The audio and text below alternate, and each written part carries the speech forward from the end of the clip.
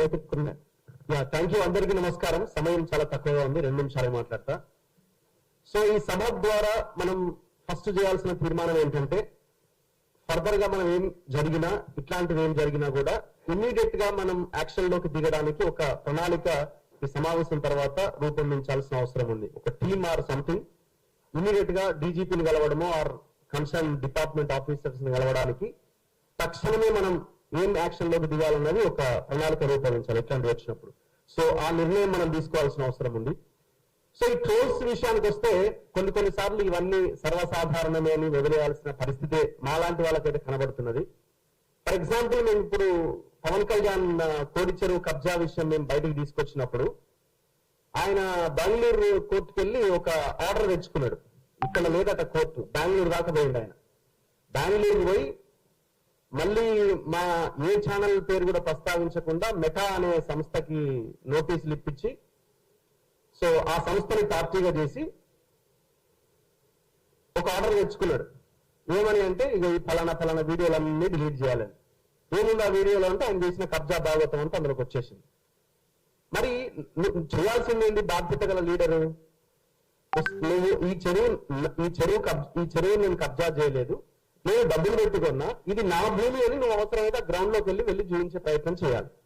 అది చేయకుండా తెలంగాణ వదిలేసిండు, ఆంధ్ర వదిలేసిండు, బెంగళూరు పోయిండు అని నేను ఎట్లాగో బెంగళూరు పోలేను కదా అన్నది ఆయన కావచ్చు. నేను బెంగళూరుకి ఏం పోను, కోడిచెరువు పక్కనే ఉంది, కోడిచెరువులోకి వెళ్తాం మేము. సో నేను బెంగళూరు దాకా వెళ్లాల్సిన అవసరం లేదు. సో మేమేం చేసినాం, కంప్లైంట్స్ ఇచ్చినాము, రేపో మాపో మళ్ళీ దాని మీద పిల్లేయబోతున్నాము. ఇది జనరల్ గా యాక్టివిస్ట్ లో లేకపోతే పార్టీలో చేయాలి, కానీ ఏ పార్టీ ముందుకు రావట్లేదు. అందరూ పవన్ కళ్యాణ్ ని తిట్టినట్టు మాట్లాడుతున్నారు, ప్రతి ఒక్క అపోజిషన్ పార్టీ, కానీ ఈ చెరువు గురించి మాత్రం మాట్లాడతలేదు. మాట్లాడుతుంది మేము ఈ డిజిటల్ మీడియా, సోషల్ మీడియాలో ఉన్న వాళ్ళు మాత్రమే. మాట్లాడుతున్న మా మీద ఇప్పుడు ఏం చేసారు వాళ్ళ మీడియా, ఇప్పుడు కొన్ని వీడియోలు తయారు చేసి జర్నలిస్ట్ రఘు అవుట్, పవన్ కళ్యాణ్ దెబ్బకి మటాష్ అని ట్రోల్స్ చేస్తా ఉన్నారు. మటాష్ అయింది ఎవరు? భయపడి బెంగళూరు కోర్టుకు వెళ్ళి ఆర్డర్ తెచ్చుకున్నది నువ్వు. దాని కింద ఈ సైకో బ్యాచ్ కొంతమంది ఉంటారు, వాళ్ళ మెసేజ్లు, వాళ్ళ ట్రోల్స్. సో ఇవన్నీ సర్వసాధారణం అయిపోయినాయి. దీన్ని నియంత్రించడానికి మనం పూర్తిగా నిషేధించడం అన్నది నేనైతే ఇంపాసిబుల్ అని అనుకుంటున్నా. కానీ దాన్ని నియంత్రించి మరింత పీక్ లోకి వెళ్ళినప్పుడు, ఇప్పుడు అమ్మాయి విప్లవశ్రీ మీద జరిగిన ఆ దాడి, ఆ ఫొటోస్ ఎంత దారుణంగా మార్పింగ్ చేసి పెట్టారన్నది, ఆ కాక్రోచ్ జనతా పార్టీలో ఆ మీటింగ్ సంబంధించిన దగ్గర జరిగిన ఆ తీసిన ఫోటోని మార్పింగ్ చేసి ఎంత దారుణంగా ట్రోల్ చేస్తున్నారు. అదెంత ఘోరం అసలు. ఇప్పుడు ఎవరైతే ట్రోల్ చేస్తున్నారో మరి అక్కడ వాళ్ళ ఇంట్లో వాళ్ళని ఒకసారి ఊహించుకోవాలి. వాళ్ళ ఇంట్లో వాళ్ళని ఒకసారి ఊహించుకున్న ఫోటో తయారు చేస్తే చాలా బెటర్గా ఉంటుంది కదా. మీ ఇంట్లో ఉన్న వాళ్ళని అట్లా అనడం కూడా తప్పే, కానీ మరి మీకు కనీసం ఆలోచన రావాలి కదా. ఆలోచన కూడా రాకుండా ఈ రకమైన పరిస్థితి తీసుకొస్తున్నారంటే ఏమనాలి మిమ్మల్ని?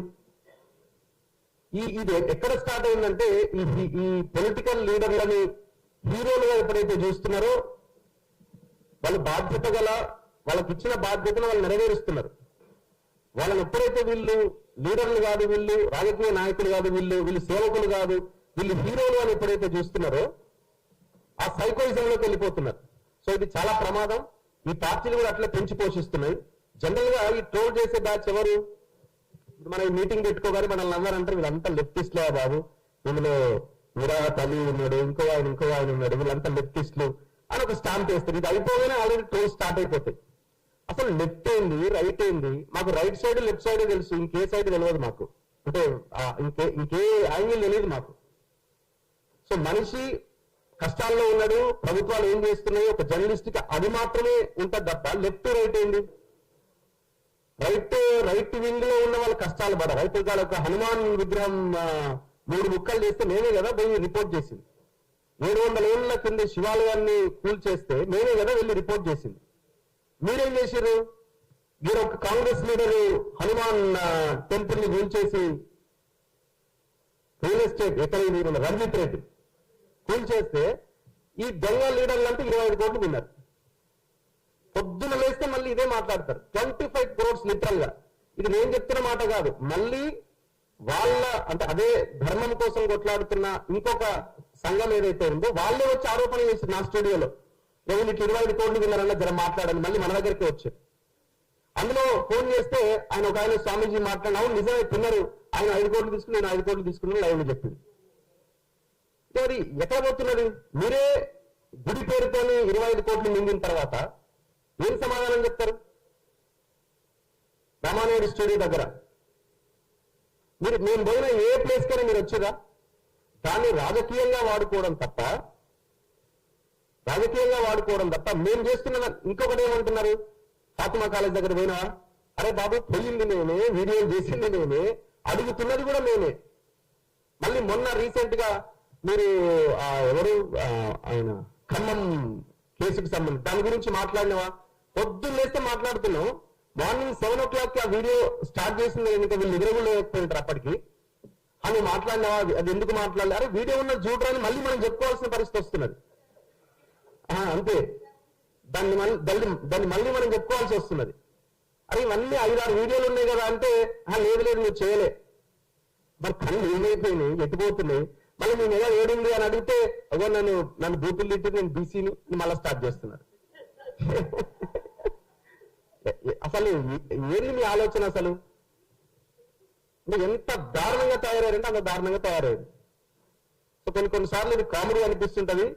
అసలు దీని గురించి మాట్లాడొద్దు అనుకుంటాం సమ్ టైమ్స్, కానీ బయట ప్రచారం మొత్తం ఇష్టం వచ్చినట్టు చేసేస్తుంటారు.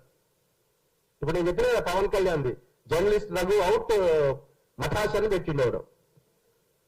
మఠాష్ పవన్ కళ్యాణ్ అయితే ఏం చేయాలని అర్థం కాక ఆగమాగం అవుతున్నాడు. సో కాబట్టి ట్రోల్స్ సాధారణమే అయినా ఖచ్చితంగా దీన్ని ఎదుర్కోవాల్సిన అవసరం ఉంది. ధైర్యంగా నిలబడి కొట్లాడాల్సిన అవసరం ఉన్నది. ఆ దిశగా మనం ప్రయాణం చేయాలి. అవసరమైతే జేఏసీ లాంటిదో ఇంకొకటి ఏదైనా ఫామ్ చేసి ఇమీడియట్ గా మనం రియాక్ట్ అయ్యేలాగా ఉండాలి. అవకాశం కల్పించిన అందరికీ ధన్యవాదాలు. Thank you.